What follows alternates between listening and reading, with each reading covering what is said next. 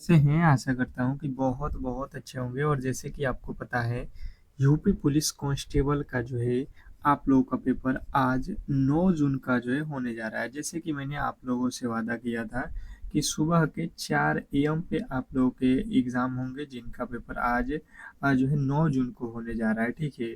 तो ठीक हम अपने टाइम के अकॉर्डिंग 4 एएम पे हाज़िर हैं, ठीक है? तो मैं कहूँगा कि जो भी मेरे दोस्त इस क्लास को देख रहे हैं बिल्कुल अंत तक देखना, क्योंकि हर एक प्रश्न आप समझ लो कि एग्ज़ाम हॉल के लिए 100% आज इम्पोर्टेंट है, ठीक है? ये कहीं न कहीं आने वाले प्रश्न हैं, क्योंकि जिस तरीके से कल पेपर हुआ है, ठीक है? आप समझ लो कि जो है अगर आप इस क्लास को कर लेते हो, तो आप आसानी से एग्ज़ाम हॉल में प्रश्नों को करके आओगे, ठीक है? और ज़्यादा समय का ये क्लास नहीं रहेगा, बहुत कम समय में हम डायरेक्ट केवल प्रश्नों के उत्तर देखेंगे, क्योंकि कुछ ही समय में, कुछ ही मिनट में आप जो है एग्ज़ाम हॉल में जाने वाले हो, तो इतना जल्दी आप प्रश्नों को नहीं भूल सकते हो, ठीक है? एक बार आप सनसनी नज़रों से भी देख लेते हो, तो बिल्कुल आपका काम बन जाएगा। तो मैं कहूँगा कि इस क्लास को अंत तक देख लेना, जो भी मेरे दोस्त इस क्लास में आए हो, ठीक है? 4 एएम पे आए हो तो बहुत बड़ा बेनिफिट लेकर जाओगे, सभी लोग, जो भी मेरे दोस्त इस क्लास को देख रहे हैं, ठीक है? चलिएगा फटाफट से हम क्लास को स्टार्ट कर देते हैं, ज़्यादा समय आप लोगों के पास है नहीं, ठीक है? तो जो भी मेरे दोस्त इस क्लास को देख रहे हैं, एक बार क्लास को लाइक कर दो। सुबह के 4 एएम पे अगर कोई आपके लिए इतना मेहनत कर रहा है, ठीक है? आपका एग्ज़ाम है और आपके लिए हम 4 एएम पे खड़ा है, तो कम से कम एक लाइक तो आपसे उम्मीद कर ही सकते हैं, ठीक है? और चैनल को सब्सक्राइब नहीं किए हैं तो कर लो, क्योंकि यूपी पुलिस से रिलेटेड जो भी इन्फॉर्मेशन है, सबसे पहले आपको यहीं पे मिलने वाला है। तो आप लोग ज़रूर ही हमारे क्लास को लाइक करके चैनल को सब्सक्राइब करके रख लो। हर एक इन्फॉर्मेशन सबसे पहले आपको यहीं पे मिलने वाला है। तो पहले प्रश्न की ओर चलेंगे। सभी लोग, पहला प्रश्न आप लोगों के सामने हाजिर है। पहला प्रश्न है, उत्तर प्रदेश के किस जिले को अंतर्राष्ट्रीय स्तर पर इत्र नगरी के नाम रूप में जो है जाना जाता है, जहां गुलाब जल और इत्र विश्व प्रसिद्ध है? देखिए, आप लोगों को थोड़ा सा घुमाया गया है प्रश्न, जो है इजी है पर थोड़ा सा लंबा कर दिया। इसी तरीके के प्रश्न आप लोगों से आ, आ, यूपी पुलिस में पूछा जा रहा है, ठीक है? खास करके आप अगर थोड़ा बहुत भी ध्यान पूर्वक पढ़ोगे तो कर लोगे, नहीं तो प्रश्न आपको घुमा रहा है। अब देखिए, इत्र नगरी के नाम से किसे जाना जाता है? तो आपको पता है कि कन्नौज जो जिला है यूपी में, यही प्रसिद्ध है किसके लिए? तो इत्र के लिए। यूपी से रिलेटेड आपके 2 से 3 प्रश्न पूछे गए थे कल भी, और 100% है कि आगे आने वाले दिनों में हर एक शिफ्ट में 2 से 3 प्रश्न पूछे ही जाएंगे। ये हमेशा का नियम है। तो इसीलिए मैंने भी आपके 3 से 4 क्वेश्चन जो इम्पोर्टेंट है, मैंने इस क्लास में रख दिया है और इससे बाहर नहीं आएगा। तो आप केवल एक बार क्लास को देख लो। मैं तो यही कहूँगा कि एक बार क्लास को देखकर आपको फर्दर एग्जाम हॉल में डूब जाओ। हाल ही में घोषित जो है उत्तर प्रदेश मातृभाषा योजना का जो है मुख्य उद्देश्य क्या है? हाल ही में घोषित उत्तर प्रदेश मातृभाषा योजना का मुख्य उद्देश्य क्या है? Question number 2। दूसरे नंबर प्रश्न की जो राइट उत्तर है बताने की कोशिश करेंगे सभी लोग। क्वेश्चन नंबर दूसरे के राइट उत्तर बताएंगे कि हाल ही में घोषित उत्तर प्रदेश मातृभाषा योजना का मुख्य उद्देश्य क्या है? अगर आपको पता है तो आप मेरे साथ प्रश्नों के उत्तर कमेंट बॉक्स में देते चलिए। आपको एक रिवीजन भी हो जाएगा टेस्ट के तौर पे, और आपका डर भी खत्म हो जाएगा, ठीक है? तो ग्रामीण विकास में प्रवासियों की जो है भागीदारी सुनिश्चित करना, ऑप्शन नंबर बी जो है आपका बिल्कुल राइट उत्तर है। मैं कहूँगा कि आप जरूर टेस्ट दें, टेस्ट के तौर पे प्रश्नों को उत्तर दें, भले गलत हो या सही हो, उसे मैटर नहीं करता है। भारतीय संविधान का अनुच्छेद 21A किससे संबंधित है, जिससे 86वें संविधान संशोधन 2002 द्वारा जो है जोड़ा गया? क्वेश्चन नंबर आपके सामने जो है 3। तीसरे नंबर प्रश्न के जो राइट उत्तर है बताने की कोशिश करेंगे सभी लोग। क्वेश्चन नंबर 3, क्या लगता है आपको? फटाफट से आपके राइट उत्तर आने चाहिए। तो भारतीय संविधान का जो अनुच्छेद जो है 21 है, ये तो शिक्षा का अधिकार से संबंधित है। ऑप्शन नंबर बी आप लोगों ने बताया है, तो बिल्कुल राइट उत्तर है। अगर आपका ऑप्शन नंबर बी आ रहा है, शिक्षा का अधिकार, तो बिल्कुल राइट उत्तर है। नेक्स्ट प्रश्न आपके सामने है कि जो है प्रसिद्ध चरगुला नृत्य उत्तर प्रदेश के किस क्षेत्र से संबंधित है, जिसमें सिर पर तेल के जो है दीपक रखकर नृत्य किया जाता है। ये प्रश्न आप लोगों के लिए बहुत बहुत इम्पोर्टेंट है, ठीक है। स्टार लगा लो, स्टार लगा लो। ऐसे ही प्रश्न आपको वहां पे एक आध दो फंसा भी रहा है, ठीक है। तो ब्रजभूमि अगर आपने बताया है तो बिल्कुल राइट उत्तर है ऑप्शन नंबर सी। ब्रजभूमि अगर आपने बताया है तो बिल्कुल आपका राइट उत्तर है। नेक्स्ट प्रश्न की ओर चलेंगे और अगला प्रश्न देखिए हिंदी से रिलेटेड प्रश्न है कि अनल और अनिल शब्द युग्म का सही अर्थ भेद क्या है। क्वेश्चन नंबर 5 का राइट उत्तर बताएंगे सभी लोग कि जो है अनल और अनिल शब्द युग्म का सही अर्थ भेद क्या है। फटाफट से आपके राइट उत्तर आने चाहिए। क्या होने वाला है, जो भी मेरे दोस्त इस क्लास को देख रहे हैं फटाफट से अपने राइट उत्तर बताने की कोशिश कीजिए सभी लोग। तो देखिए अनल और अनिल का जो अर्थ होता है, अनल मतलब होता है आग,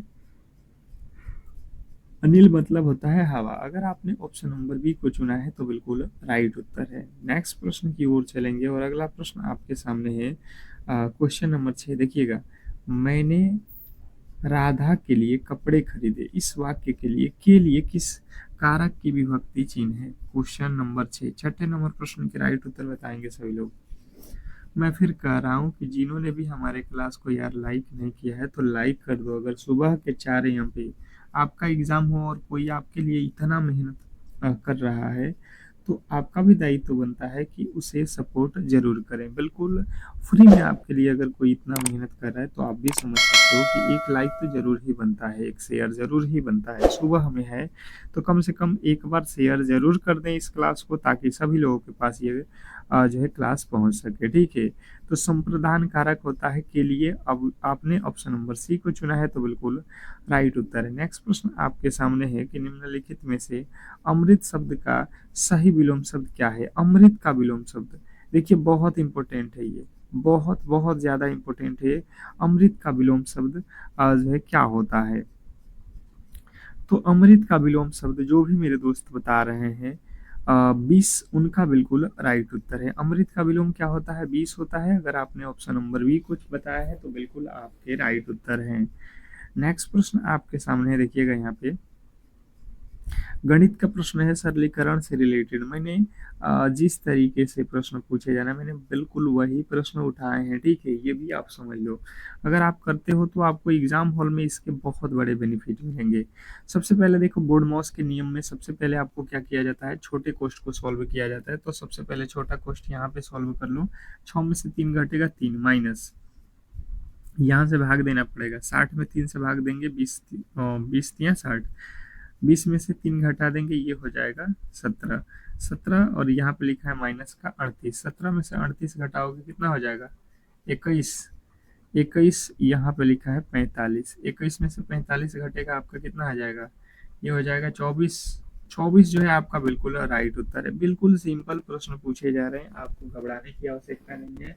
और हाँ, सभी प्रश्न इजी नहीं है, ये भी आपको ध्यान देना है। कुछ प्रश्न ऐसे हैं जिसमें आपको टाइम लग सकते हैं, पर कुछ प्रश्न ऐसे हैं जो आपको घबराना नहीं, आसानी से करना है। नहीं तो आता हुआ प्रश्न भी गलती आप करके आ रहे हो, ये भी आपको ध्यान देना है, ठीक है।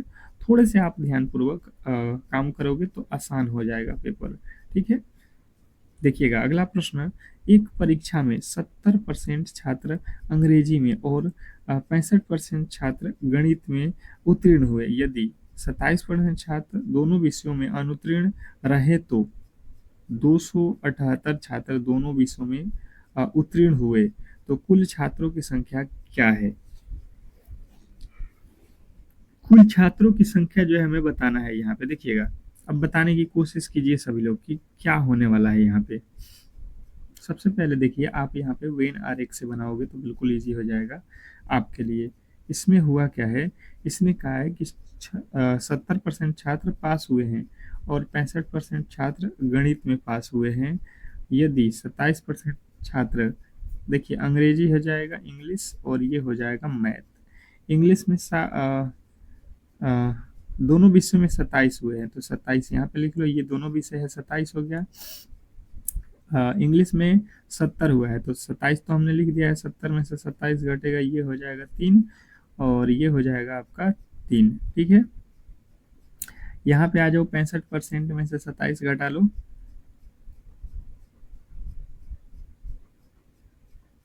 यहाँ पे हो जाएगा आपका 38%। अब इसने कहा है कि यदि दोनों विषयों में अनुत्तीर्ण रहे, फेल हुए हैं लिखा हुआ है भाई सब, 27% लोगों ने फेल हो गए हैं, 27% फेल हुए हैं, तो हमने तो 27-20 में लिख लिया, बिल्कुल गलत हो जाएगा ना, बिल्कुल गलत हो जाएगा। आप समझ लो कि जो है 70% पास है, तो फेल कितना है, 30% है ना अंग्रेजी में, और 65% छात्र हैं, तो ये फेल कितने हैं, 35% फेल हैं, तो फेल वाले तरीके से हम निकाल लेंगे। टोटल फेल कितना कह रहा है, 27%, 27% जो है यहाँ पे कह रहा है फेल, हम यहाँ पे देख रहे हैं, तो फेल कितने हैं, 30% और 35%, ये कितना हो जाएंगे, 65%। ठीक है, तो दोनों में पास कितने होंगे, दोनों में पास कितने हो जाएंगे। अब देखो कह रहा है 27% दोनों विषयों में अनुत्तीर्ण हुए, फेल हुए, देखिए 27% अनुत्तीर्ण हुए हैं, तो यहाँ पे तो टोटल अनुत्तीर्ण हो रहा है 65, और दोनों में अनुत्तीर्ण है, तो इसको तो घटाना पड़ेगा, क्योंकि इसी दोनों में 65% है, तो यहाँ से घटाओगे तो कितना आ जाएगा आपका, 38% आ जाएगा, 38% आ गया। अब पास अगर हम निकालेंगे, हमें पता चल गया कि एक्चुअल में फेल कितने लोग हैं, 38%, 38% फेल हैं, 38%, तो पास कितने हो जाएंगे, तो 100 में से घटा लो, 100 में से 38 जाएगा, कितना हो जाएगा, 62% लोग पास हैं। इसने कहा है 248 लोग पास हैं, ठीक है, उत्तीर्ण हुए, तो 1% का अगर हम वैल्यू निकालने जाएंगे, तो यहाँ पे हम कह रहे हैं 62%, इसने कहा है 248, ये हो जाएगा 248 और बट्टे में जो है 62, यहाँ से कितने मर्द में कटेगा, 6 चौका 24, 4, तो टोटल परसेंटेज कितना होगा, टोटल परसेंट 100 हो जाएगा, 100 गुणे 4 अर्थात 400 जो है यहाँ पे आपके बिल्कुल राइट उत्तर है। देखिएगा ये प्रश्न थोड़ा सा आप लोगों को जो है घुमाऊ था, पर आप अगर आप बेहतर तरीके से वहाँ पे करोगे तो हो जाएगा, थोड़े से टाइम लगेगा। दी गई श्रृंखला में अगला पद ज्ञात कीजिए, जो दिया गया श्रृंखला इसमें अगला पद ज्ञात करना है। आपको यहाँ पे देखना है कि अगला पद क्या है, देखिए ए लिखा है, सी लिखा है, ए के बाद क्या लिख दिया है, सी, तो ए होता है 1 पे, सी होता है 3 पे, ई होता है 5 पे, जी होता है 7 पे, तो 7 में 3 जोड़ोगे और 7 में 2 जोड़ोगे 9, 9 पे होता है आई, यहाँ पे हो जाएगा आई। उसके बाद से आप देखो जेड के बाद एक्स लिखा है, एक्स के बाद भी के बाद टी, तो हर बार दो दो माइनस किया है, तो इस बार आप 2 माइनस करोगे, टी होता है 20, 20 में से 2 घटाओगे और जो है आर हो जाएगा, तो आई आर आपके बिल्कुल राइट उत्तर है, अगर आपने ऑप्शन नंबर बी को चुना है, अगर आपने ऑप्शन नंबर बी को चुना था तो बिल्कुल राइट उत्तर है। नेक्स्ट प्रश्न आपके सामने है, देखिएगा यहाँ पे दिशा से रिलेटेड प्रश्न है, दिशा परीक्षण से, और एक बार मैं फिर कह रहा हूँ कि सुबह में अगर आपके लिए, अगर हम जगे हुए हैं, आपके लिए इतना मेहनत कर रहे हैं, तो आपसे उम्मीद कर सकते हैं कि इस क्लास को जरूर एक बार लाइक और शेयर कर दो, ताकि हर एक लोगों के पास ये सुबह वाली क्लास पहुंच सके। ठीक है, बहुत बहुत आप लोगों का धन्यवाद रहेगा, क्योंकि इतना मेहनत अगर हम किए हैं तो कहीं ना कहीं उसका परिणाम आप जरूर दो। ठीक है, कह रहा एक पुलिस अधिकारी गश्त के दौरान पूरब दिशा की ओर 4 किलोमीटर चला, अपने अनुसार देख लो पूरब कहाँ होता है, तो पूरब ये दिशा होता है, 4 किलोमीटर चला,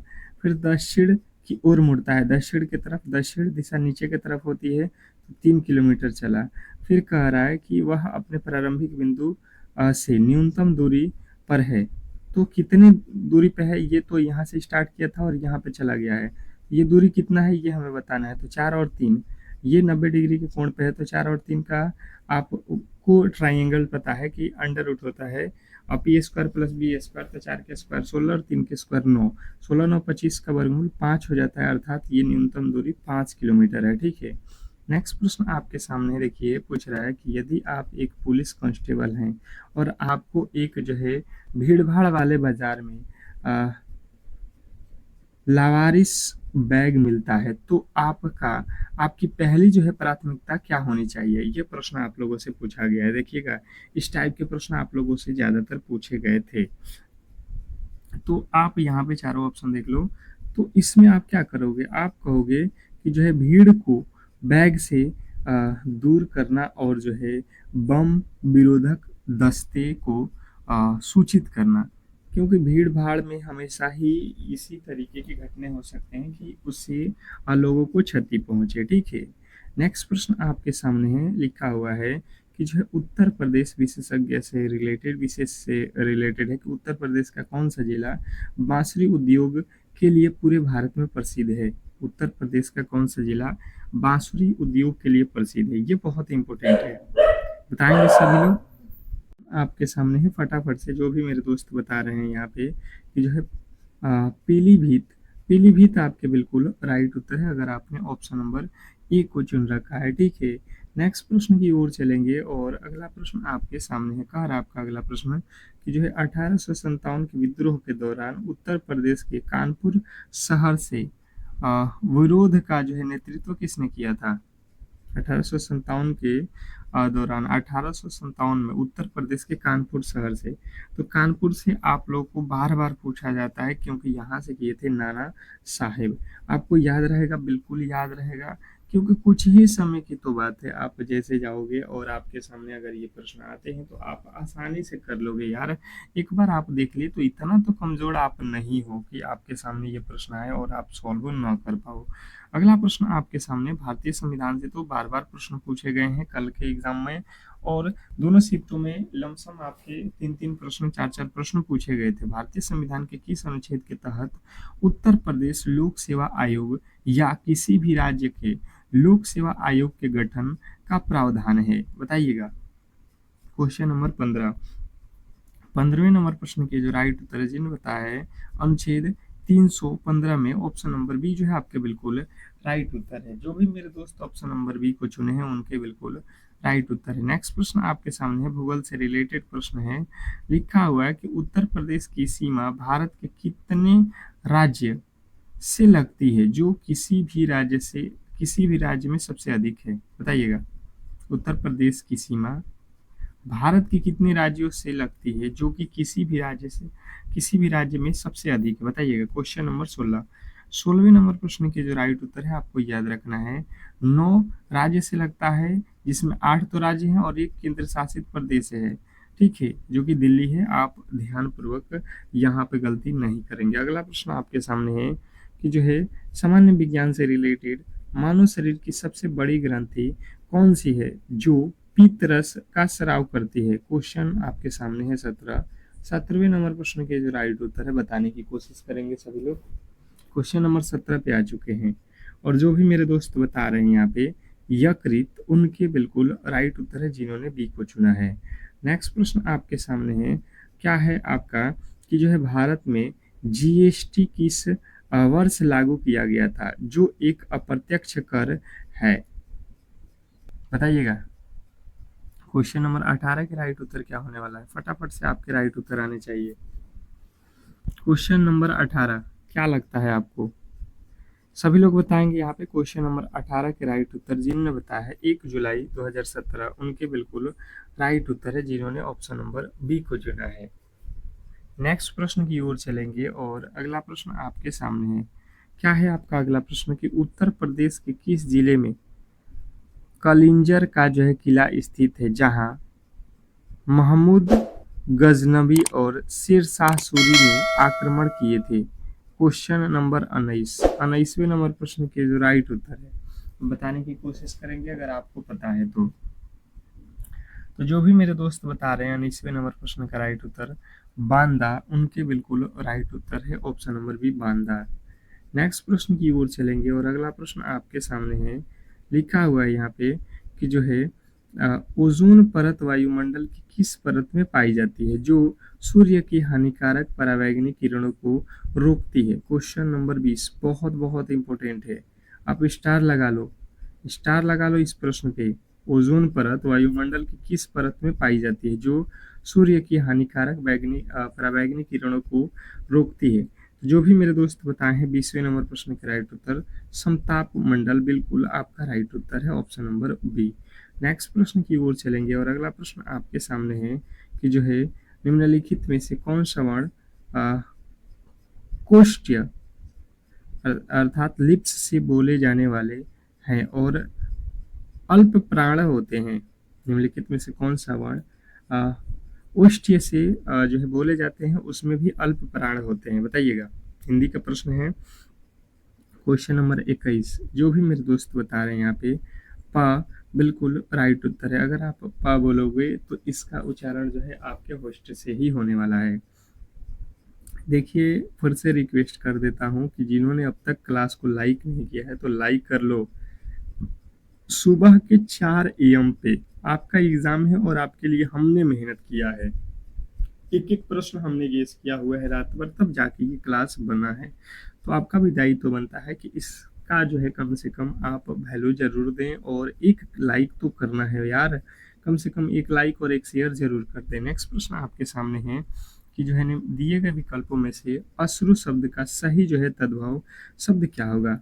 अश्रु शब्द का सही तद्भव बताइएगा। Question number 22। क्वेश्चन नंबर 22 का जो राइट उत्तर है, जिन्होंने बताया है आंसू, उनके बिल्कुल राइट उत्तर है जिन्होंने बी को चुना है। नेक्स्ट प्रश्न आपके सामने है, लिखा हुआ है घड़ों पानी पड़ना मुहावरे का सही अर्थ और सटीक अर्थ क्या है? Question number 23। आपको बताना है कि जो है घड़ों पानी पड़ना मुहावरे का सही और सटीक अर्थ क्या है? क्या लगता है आपको? Question number 23। 23वें नंबर प्रश्न की जो राइट उत्तर है, जो भी मेरे दोस्त बता रहे हैं, बहुत लज्जित होना बिल्कुल राइट उत्तर है आपका, बहुत लज्जित होना। जिन्होंने ऑप्शन नंबर बी को चुना है उनके बिल्कुल राइट उत्तर है। नेक्स्ट प्रश्न की ओर चलेंगे, और अगला प्रश्न आपके सामने है कि निम्नलिखित में से शुद्ध वाक्य का चयन करें। निम्नलिखित में से हमें क्या करना है? शुद्ध वाक्य जो है हिंदी में शुद्धियों से, शुद्धि अशुद्धि से रिलेटेड प्रश्न आप लोगों से पूछे जा रहे हैं। ध्यानपूर्वक पढ़ोगे तो आप आसानी से यहाँ पे जो है शुद्ध शब्द की पहचान कर लोगे। यहाँ शुद्ध गाय की दूध मिलती है। अब बताइएगा, यहाँ शुद्ध गाय होता है? बिल्कुल गलत हो जाएगा। यहाँ गाय का शुद्ध दूध मिलता है, ये बात बिल्कुल सही है कि शुद्ध दूध होता है, ठीक है, शुद्ध गाय नहीं होती। ऑप्शन नंबर बी जो है आपका बिल्कुल राइट उत्तर हो जाएगा। नेक्स्ट प्रश्न आपके सामने है, कनक शब्द के दो मुख्य अर्थ निम्नलिखित में से कौन से हैं? क्वेश्चन नंबर 25 में पूछा गया है, कनक शब्द के दो मुख्य अर्थ निम्नलिखित में से कौन है? क्वेश्चन आपके सामने है, फटाफट से राइट उत्तर बताएंगे। Question number 25। 25वें नंबर प्रश्न के जो राइट उत्तर है, जो भी मेरे दोस्त बता रहे हैं यहाँ पे कि जो है धतूरा और गेहूं, बिल्कुल राइट उत्तर है ऑप्शन नंबर बी, धतूरा एवं गेहूं। जिन्होंने बी को चुना है उनके बिल्कुल राइट उत्तर है। नेक्स्ट प्रश्न आपके सामने है कि जो है अनुराग शब्द का सही विलोम शब्द क्या होगा? Question number 26। 26वें नंबर प्रश्न के जो राइट उत्तर है बताने की कोशिश करेंगे सभी लोग कि जो है अनुराग शब्द का सही विलोम जो है शब्द क्या है? क्वेश्चन नंबर 26 सभी लोग बताइएगा यहाँ पे, अनुराग शब्द का सही जो है विलोम शब्द क्या होने वाला है? तो जो भी मेरे दोस्त बता रहे हैं विराग, उनके बिल्कुल राइट उत्तर है जिन्होंने ऑप्शन नंबर बी को चुना गया है। अनुराग का क्या हो जाएगा? विराग। नेक्स्ट प्रश्न आपके सामने है कि जो है कविंद्र शब्द का सही संधि विच्छेदी क्या होगा और इसमें कौन सी संधि है? कविंद्र का संधि विच्छेद अगर देखोगे तो कविंद्र का संधि विच्छेद क्या हो जाएगा? कवि, कविंद्र का क्या हो जाएगा? कवि प्लस इंद्र। अगर आपने ऑप्शन नंबर देख लो कहाँ पे है, कवि plus Indra, option number A को चुना है तो बिल्कुल राइट उत्तर है। जो भी मेरे दोस्त ऑप्शन नंबर ए को चुने हैं उनके उनके बिल्कुल राइट उत्तर है। नेक्स्ट प्रश्न आपके सामने देखिए, समाज से रिलेटेड है कि दशानन, 10 आनन है जिसके, अर्थात रावण में कौन सा समास है? ठीक है, जहाँ कोई भी पद प्रधान न होकर तीसरा पद प्रधान होता है। तो जब भी इस तरीके का कंडीशन आते हैं कि जहाँ कोई भी पद प्रधान नहीं होता और तीसरा पद प्रधान होता है तो हमेशा बहुब्रीही होता है। ठीक है, देख रहे हो 10 आनन है जिसके, अर्थात रावण की बात हो रहा है, तो बिल्कुल ये बहुब्रीही समास में ही जाता है। अगला प्रश्न आपके सामने है, जो सब कुछ जानता हो, इस वाक्यांश के लिए एक शब्द क्या होगा? जो सब कुछ जानता हो, इस वाक्य के लिए एक शब्द क्या होगा? तो एक शब्दों में जो सब कुछ जानता हो उसे बोलते हैं सर्वज्ञ। ऑप्शन नंबर बी जो है आपके बिल्कुल राइट उत्तर है। नेक्स्ट प्रश्न की ओर चलेंगे, और अगला प्रश्न है तरनी तनुजा तट तमाल तरुवर बहु छाए, इस पंक्ति में त वर्ण की जो है आवृत्ति बार बार हुई है। यहाँ कौन सा अलंकार है ये बताइएगा। Question number 30। जिन्होंने बताया है अनुप्रास अलंकार, ऑप्शन नंबर बी आपका बिल्कुल राइट उत्तर है। नेक्स्ट प्रश्न की ओर चलेंगे और अगला प्रश्न देखिए गणित का प्रश्न है, सरलीकरण से रिलेटेड प्रश्न है। देखिएगा सरलीकरण चैप्टर आपके लिए बहुत इंपॉर्टेंट है क्योंकि 2-3 प्रश्न भी एक शिफ्ट में पूछे जा रहे हैं यहाँ से, और होता बहुत ईजी है, आप आसानी से कर लोगे, कम समय में कर लोगे। देखो 8 और यहाँ पे सबसे पहले हम लोग छोटा कोष्ठ को करते हैं हल, तो 8 में से 12 जाता है 4, हमेशा छोटा कोष्ठ से ही हल किया जाता है। अब देखो यहाँ से भाग देना पड़ेगा, 18 में 6 से तो होता है 18 में 3 से तो 6 आ जाएगा, 3 में 18 से भाग दोगे तो 6 आएगा, तो 6 और 4 जोड़ दो कितना हो गया 10। यहाँ पे लिखा है इसके आगे माइनस, तो माइनस लिख लो, और लिखा है 32 तो 32 लिख लो, 32 में से 10 घटाओगे कितना हो जाएगा, ये हो जाएगा आपका जो है 22। अब उसके आगे लिखा है गुणे 4, यहाँ पे लिखा है गुणे 4 फिर 22 और भागे लिखा है 64। तो सबसे पहले तो भाग करना होता है, तो यहाँ पे भाग दे दो, 16 चौका 64 गुणे 22, 16 दूना 32 के 2 और 16 दूना 32 3 35। अगर आपने ऑप्शन नंबर बी को चुना है, अगर आपने भी ऑप्शन नंबर बी को चुना है तो बिल्कुल राइट उत्तर है। इजी था, आप आसानी से कर सकते हो एग्जाम हॉल में, ठीक है। नेक्स्ट प्रश्न की ओर चलेंगे और अगला प्रश्न आपके सामने है। देखिएगा लिखा हुआ है कि एक कक्षा के 35 छात्रों का औसत वजन जो है 15 छात्रों का औसत वजन 40 है। यदि एक नया शिक्षक वजन भी शामिल कर लिया जाए, यदि एक नए शिक्षक का वजन भी शामिल कर लिया जाए तो औसत में 1 की वृद्धि हो जाती है, तो शिक्षक का वजन क्या था, ये हम लोगों से पूछा गया है, ठीक है।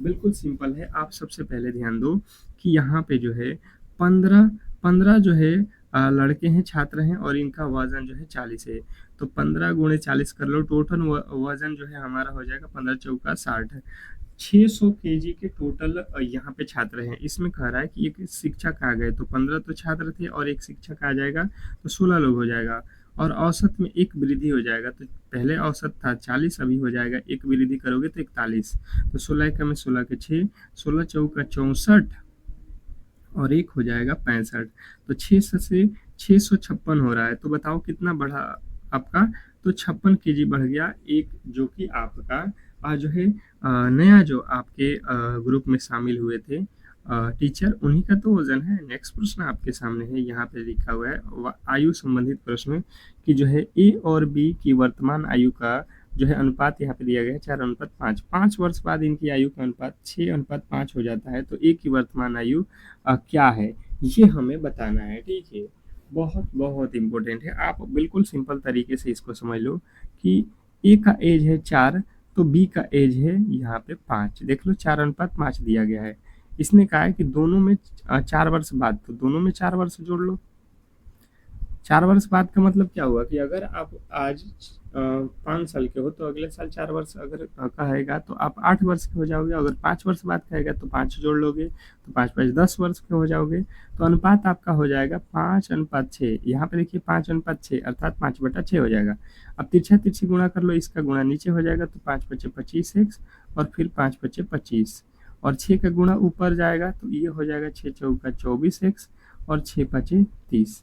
अब यहाँ से कॉमन कर लो, यहाँ से इधर आएगा 24, 25 में से 24 एक्स घटेगा तो बचेगा x, और 25 इधर जाएगा तो 30 में से घटेगा तो हो जाएगा 5, x का वैल्यू हो गया 5। ए की वर्तमान आयु, ए क्या है 4x है, तो 4 गुणे 5, 4×5 = 20, 4×5 = 20 जो है आपके बिल्कुल राइट उत्तर है। नेक्स्ट प्रश्न की ओर चलेंगे और अगला प्रश्न आपके सामने है, कितने प्रतिशत वार्षिक साधारण ब्याज की दर से कोई धनराशि 8 वर्षों में स्वयं की दुगुनी हो जाएगी, बताइएगा। क्वेश्चन नंबर 34वें नंबर प्रश्न के राइट उत्तर सभी लोगों के आने चाहिए।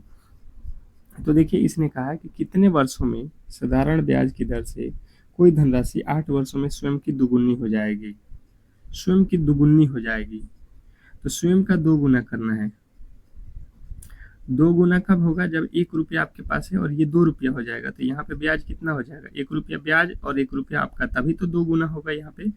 तो ब्याज है 1 और मूलधन है 1, और समय कितना दिया है, हमें समय दिया गया है 8 वर्ष, दर कितना है नहीं पता है, बटा में हो जाएगा 100, मूलधन गुणे समय गुणे दर बटा 100 आपने पढ़ा होगा। 8 के पहाड़े में यहाँ पे भाग दे दो, ये तो हो जाएगा 100 और इधर हो जाएगा 8r, अर्थात r का वैल्यू निकालोगे तो 100/r, अर्थात भाग दे दो 100 में 8, 8 से तो 16 छके 96, 12 छके 48, कितना आएगा आपका? अगर आप काटोगे तो यहाँ पे कितना आएगा? 8 वर्षों में स्वयं का दुगुना हो जाता है। ठीक है जी, क्या हो जाएगा? 12 8 96 होता है ना, 12 8 96। बिल्कुल आपका ऑप्शन नंबर बी जो है बिल्कुल राइट उत्तर है। ठीक है, नेक्स्ट प्रश्न की ओर चलेंगे और अगला प्रश्न आपके सामने है, कह रहा है कि जो है यदि एक वस्तु को 720 रुपये में बेचने पर एक दुकानदार को 10% की हानि होती है तो 20% लाभ कमाने के लिए उसे उस वस्तु को कितने रुपए पर बेचना होगा, बताइएगा। क्वेश्चन आपके सामने है, फटाफट से इसके राइट उत्तर आने चाहिए। सभी लोग बताइएगा। देखिए ध्यानपूर्वक अगर आप देखोगे तो सबसे पहले हमारे पास बेचा कितना गया है 720 में, तो हमें हो गया है 10 का हानि, तो सबसे पहले खरीदे कितने में होंगे 100 में, और 10 का हानि हुआ है तो बेचे कितने में है 90। तो हमेशा ही क्रय मूल्य निकालना है तो 100 ऊपर रहता है। ठीक है, अब इसने कहा कि 20% का लाभ कमाना है, तो 20% का लाभ कमाने के लिए अगर हम 100 रुपये में कोई सामान खरीदे हैं तो बेचेंगे 120 रुपये में, तभी तो 120 रुपया में बेचेंगे, तो हमें 20% का जो है प्रॉफिट होगा। तो ये 100 से 100 कट जाएगा, 9 8 72, 8 में 120 से गुणा कर लीजिए, 12 8 96 जो है आपके बिल्कुल राइट उत्तर है। जिनने ऑप्शन नंबर बी को चुना है उनके बिल्कुल राइट उत्तर है। नेक्स्ट प्रश्न आपके सामने है कि एक 200 मीटर लंबी रेलगाड़ी 72 किलोमीटर की चाल से चलती हुई एक बिजली के खंभे को पार करती है तो कितना समय लगेगा? देखिए बिजली के खंभे को पार करना है अगर ट्रेन को, तो वह खुद की दूरी को पार करेगी। ठीक है, तो यहाँ पे हो जाएगा, हमें समय निकालना है तो समय बराबर होता है दूरी बटा चाल। दूरी कितना है हमारे पास? 200 मीटर। यहाँ पे देखिएगा, और ये किस में दिया है? किलोमीटर में। तो 72 किलोमीटर चाल, समय निकाल रहे हैं टाइम, तो टाइम बराबर होता है दूरी बटा समय। तो समय लिख दिए, पर यहाँ पे समय का जो है किलोमीटर में है, तो इसे 5 बटा हम 18 से गुणा करेंगे, तो ये हो जाएगा 18 चौका 72, 4 हो जाएगा, 4 5 20, 20 से 20 काटोगे तो कितना हो जाएगा? 10 सेकेंड जो है लगेगा। ऑप्शन नंबर बी जो है आपके बिल्कुल राइट उत्तर है। ठीक है, तो इस तरीके से जो है यहाँ पे आज के प्रश्नों को हम लोग यहीं पे समाप्त करेंगे, और आपसे रिक्वेस्ट करेंगे कि जो भी मेरे दोस्त इस क्लास को देखे हैं तो बिल्कुल आप लोग क्लास को लाइक कर ले, क्योंकि सुबह के अगर समय में आपके लिए कोई इतना मेहनत किया है तो आपका दायित्व तो बनता है कि इसे जरूर सपोर्ट करें। ठीक है, मिलते हैं अगले वाली क्लास में, तब तक के लिए धन्यवाद। ठीक है।